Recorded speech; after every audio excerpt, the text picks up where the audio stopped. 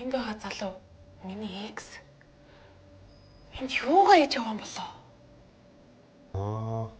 Аав нэрээ барилгын ажил татан болох гэд хэдэн хүн дуудсан гэсэн. Тэр л юм байл да. Чи битээ хараатай. Өстө хүмүүлийн даваанд ирэж. Очиж энд тааралдаад тахт яах вэ? Санаа намана. Чи юу ч юм. Өө, та ч нэрээ намдаг захирлын баг хөө оргил билүү те? Уулзсан та баяртай байна. Намайг Мөнхөө гэдэг. Би энэ буудлыг татан болох үйл ажиллагааг хариуцсан.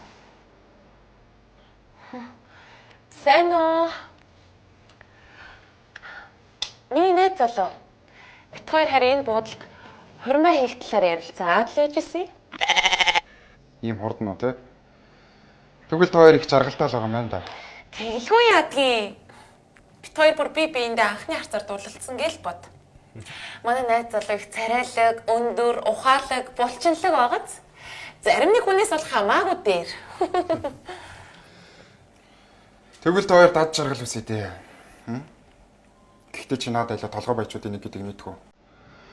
Жомшиг октодыг бол хүүхэлдэж шгээс солино шүү дээ. Дээр нэмээд хөдөөний ямар ч боловсралгүй ийм хүнийг аав ээж нь л авахгүй хаа. Чи намайг хэн гэдгийг ч мэдэхгүй ч. Өөрийгөө хэмээн бодсон юм. Өөй.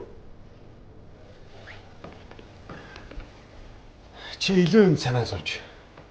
Намуна надтай хамт байхын тулд хинээс ч хизээч зөвшөөрөл авах шаардлагагүй. Манай гэрээ ямар дүрм журм таалагдахгүй байна. Би намунаа зориулж бүгдийг нь өөрчил. Чи залуу болохоор ойлгохгүй шүү. Намунад наад захын соёл боловсрал байхгүй. Ахмад настай хүнтэй харилцах, хоолны ширээний соёл. Яг би өмнө илтгэлсэн л та. Дүрм журм гэдэг бол хүнийг хүлж боох зүйл биш. Харин соёлтой харагдуулах гол шатаа гэж. Чи надад дүрм журм заад хийн бэ? Үгүй.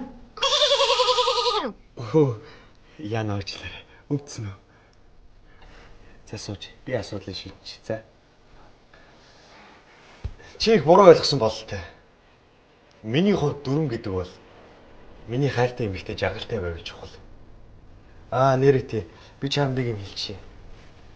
Боловсон байдлын тухайд гэвэл чи айлын эзэгтэй хүн рүү дайрч давчлах чинь бүдүүлэг биш үү?